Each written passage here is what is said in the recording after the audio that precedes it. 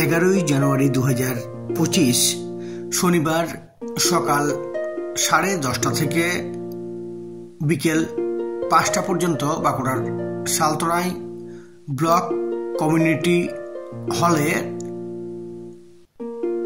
Saltora premier league season 3 এর player auction অনুষ্ঠান অনুষ্ঠিত হলো। এদিন সালতোরা ব্লক এলাকার 210 জন ক্রিকেট খেলোয়াড়দেরকে নিয়ে এই প্লেয়ার অকশন অনুষ্ঠান অনুষ্ঠিত হয় এবং সেই সঙ্গে 12 ফ্র্যাঞ্চাইজি মোট 13 জন করে খেলোয়াড়কে এই অকশনের মধ্য দিয়ে কিনে নেয়। এই অনুষ্ঠানে উপস্থিত ছিলেন সালতোরা নেতাজি সেন্টেনারি কলেজের সভাপতি তথা ব্লক তৃণমূলের সভাপতি সন্তোষ কুমার মণ্ডল।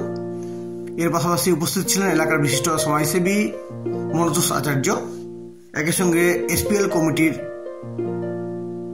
সভাপতি, সম্পাদক সহ সকল সদস্যরা।